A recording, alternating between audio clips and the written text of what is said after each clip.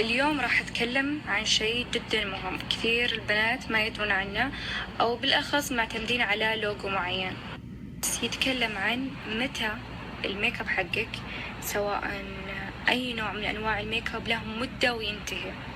هذه المدة لازم أنت تستغنين عن هالميك اب، مو تعطينا أحد ولا تعطينا طفلك ولا تعطينا أي أحد ترمينا. ليش ترمينا؟ لأنه ممكن إذا أعطيتي أي أحد سواء طفلك أو شخص ثاني يتضرر من هالشيء، فبدال ما أنك تسعدينا ممكن تضرينا.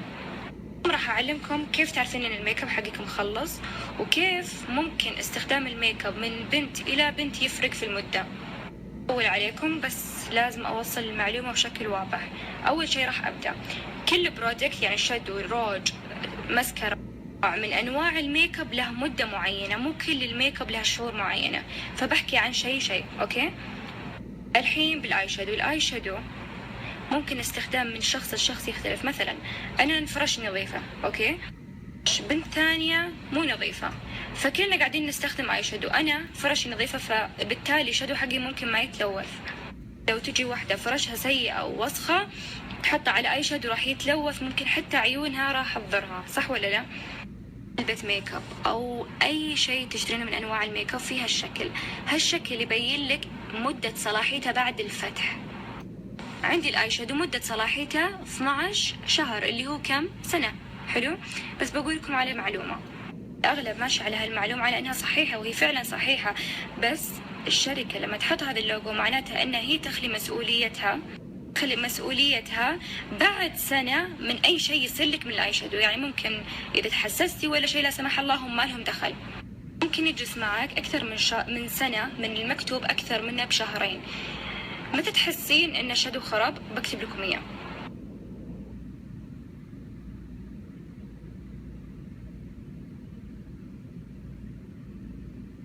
البرايمر مكتوب عليه إيش؟ 6 شهور بعد الفتح، وبكتب لكم متى المدة المعقولة.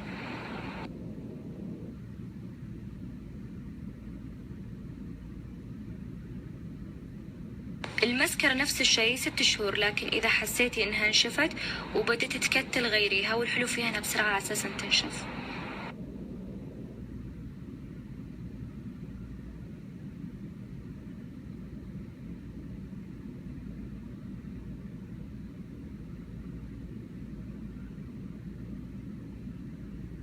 أكثر أنواع الميك اب تطول مدتها عندك اللي هي توصل لين 2 سنين، اللي هي البودرة المنثورة، اللوس باودر.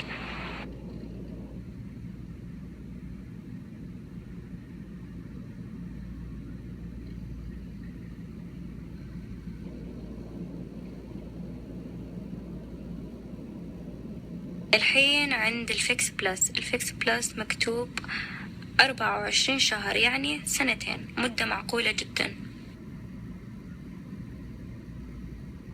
عند حبيب القلب ميشا اللي هو بيبي كريم 12 شهر، يعني سنة كاملة. راح يفرق عن الفونديشن، بقولكم ليش.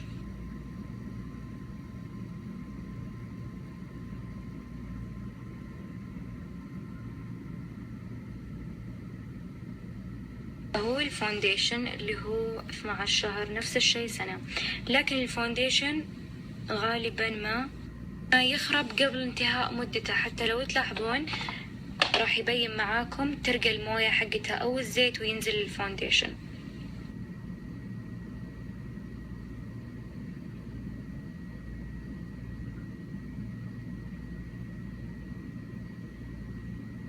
كونسيلر ماك مدته 6 شهور مو أكثر، لا تستخدمون نفس الشيء، ممكن يخرب لك بشرتك.